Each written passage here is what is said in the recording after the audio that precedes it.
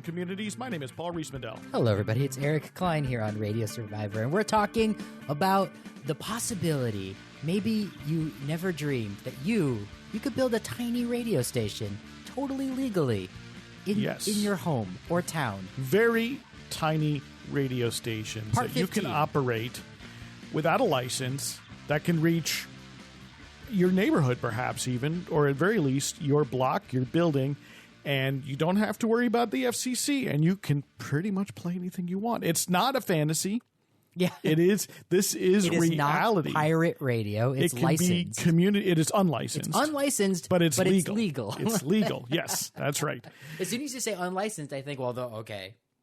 But no, yeah. But there's all sorts of communications that are unlicensed. Sure. Your wireless router at home is your unlicensed. Baby monitor. Your baby monitor is unlicensed. Your CB radio is unlicensed.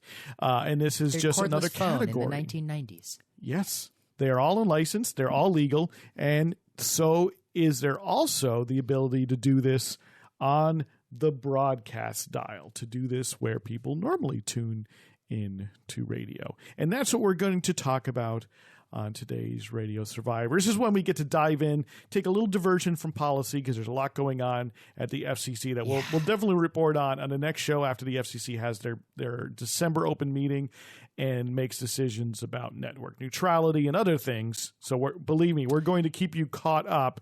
But today's show is going to be a bit more about fun. Yeah, I mean, you can also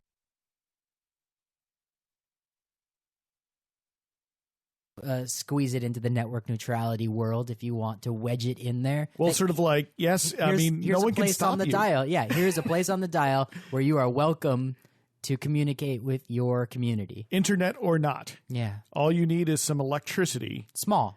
And people need to, I mean, you could probably run it off of a generator or a fairly large battery, I suppose. Neighborhood radio. Neighborhood radio. Mini radio. Tiny radio is what we're talking about. And on the line from Norwalk, Connecticut, via Skype is Bill DeFelice. He is the webmaster of hobbybroadcaster.net, and he's going to help us understand a class of broadcasting that anyone, at least in the United States, can participate in without a license. Making radio broadcasting on the airwaves tomorrow if you feel like it, without a license, legally. Today. Completely legally, completely within the bounds of the law. And this is what hobbybroadcaster.net is dedicated to. And Bill's going to tell us much more about this. So Bill, thank you for joining the show.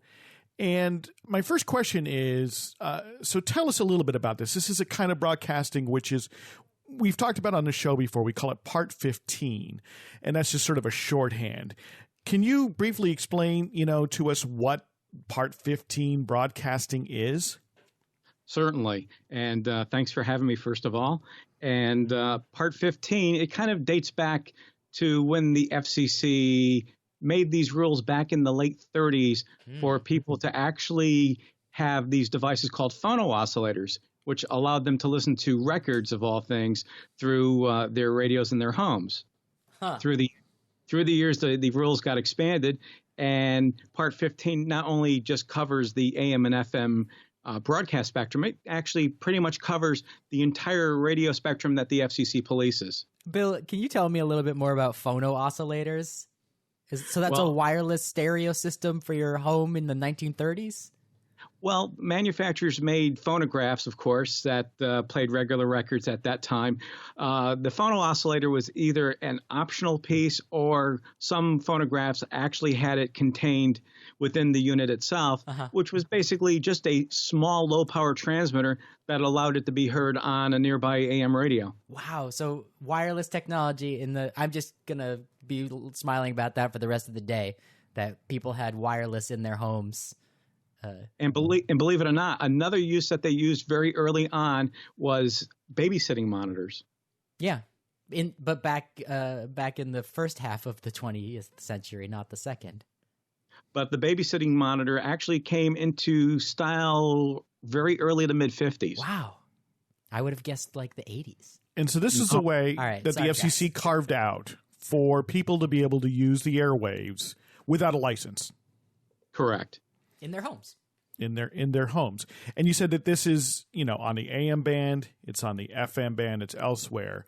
So if this is the case, like what are the constraints on this? Because I'm sure people are thinking, well, wait a second, at what point does it become pirate radio, in quotes, right? Does it become the kind of unlicensed broadcasting which the FCC frowns upon? How do you manage to be somebody using the airwaves legally under this Part 15